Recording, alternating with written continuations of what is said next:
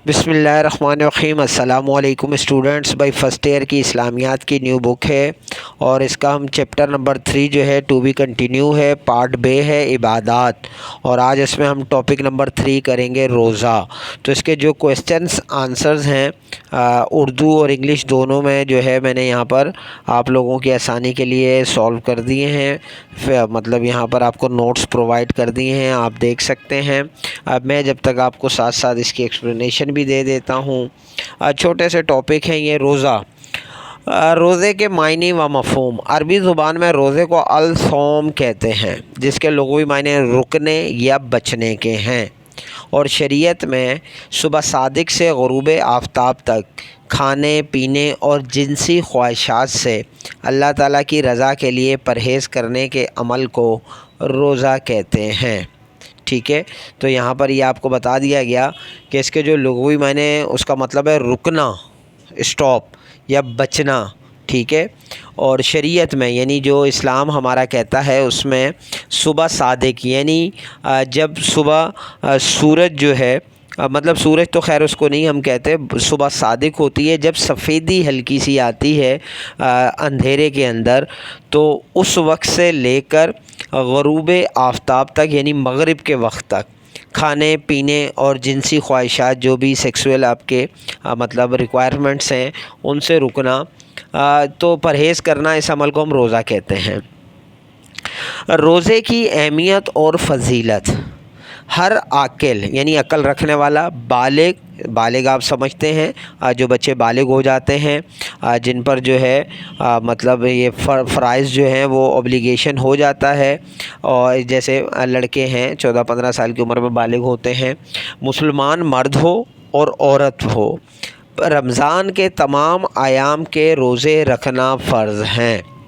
रोज़ा इस्लाम का एक अहम रुकन है। कुरान मजीद में इरशाद बारी ताला है, तर्जुमा मोमिनों तुम पर रोज़े फ़र्ज़ किए गए हैं जिस तरह तुमसे पहले लोगों पर फ़र्ज़ किए गए थे, ताकि तुम परहेज़गार बनो।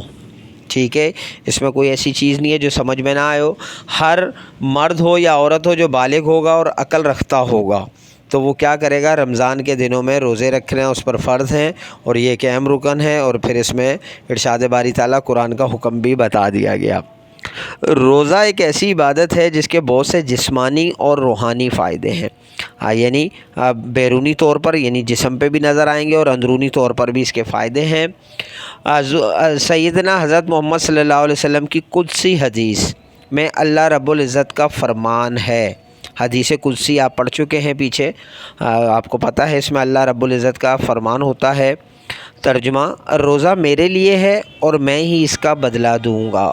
अल्लाह फरमा रहे हैं कि जो शख्स भी रोज़ा रखता है वो मेरी ज़ात के लिए रखता है, मेरे लिए रखता है, तो इसका बदला भी मैं ही दूँगा। एक और हदीस में है, आप सल्लल्लाहु अलैहि वसल्लम ने फरमाया है कि जिसने ईमान और सवाब की नीयत से रमज़ान के रोज़े रखे इसके पिछले गुनाह माफ़ कर दिए जाएंगे। ठीक है भाई, अब आ जाएँ रोज़े की बरक़ात और असरात। ठीक है, रोज़ा रखने से क्या बरकतें हासिल होती हैं और उसके असरात क्या हैं। रोज़ा एक ऐसी इबादत है जो मोमिन को तक़वा, तहम्मुल और ज़ब्त नफ्स, ख़ुद को बुराई से बचाने और नेकी जैसी सिफ़ात सिखाती है।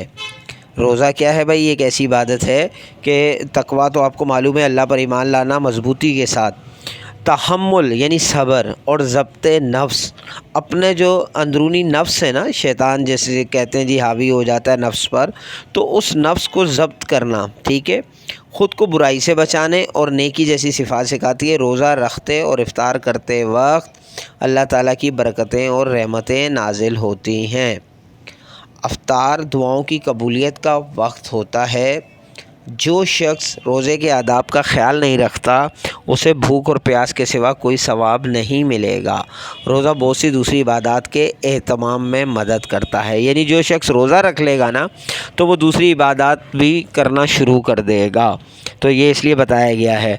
अच्छा, यहाँ पे ये भी बताया जा रहा है कि कोई मतलब अगर आपने रोज़े को उसकी पूरे तरीके से यानी उसके आदाब का ख़्याल नहीं रखा तो फिर आपको रोज़े वाला सवाब नहीं मिलेगा, सिर्फ़ यही होगा कि आपने भूख और प्यास जो है वो बर्दाश्त की होगी। रमज़ानुल मुबारक की फ़जीलत। रमज़ान का महीना बाबरकत है जिसमें कुरान करीम इंसानों की हिदायत के लिए नाजिल हुआ। رمضان المبارک میں مساجد اور گھروں میں قرآن مجید کی تلاوت کا بہت اہتمام ہوتا ہے۔ اسی مہینے میں آسمانی کتابیں نازل ہوئیں، یعنی یہ جو رمضان کا مہینہ ہے جتنی بھی آسمانی کتابیں وہ اسی مہینے میں نازل ہوئی ہیں۔ روزے بھی اسی مہینے میں فرض ہوئے، شب قدر جیسی بابرکت رات ملی اور ہر نیک کام کا اجر و ثواب بڑھا دیا گیا وغیرہ۔ یعنی رمضان میں جو کوئی نیکی کا کام آپ کرتے ہیں عام دنوں میں جو اس کا اجر و ثواب ہے، رمضان میں اس کا ثواب ڈبل ہے۔ لیلۃ القدر کی فضیلت و اہمیت۔ لیلۃ القدر آپ کو پتہ ہے مطلب قدر رات کو بولتے ہیں، ٹھیک ہے، اور لیل جو ہے آپ کو پتہ ہے کہ اس دن جو ہے مطلب اللہ کی جو رحمتیں نازل ہوتی ہیں۔ اور اس میں میں پڑھ کے بتا دوں، رمضان کے آخری عشرے میں ایک رات لیلۃ القدر یا شب قدر بھی ہے جو 1000 مہینوں سے افضل ہے۔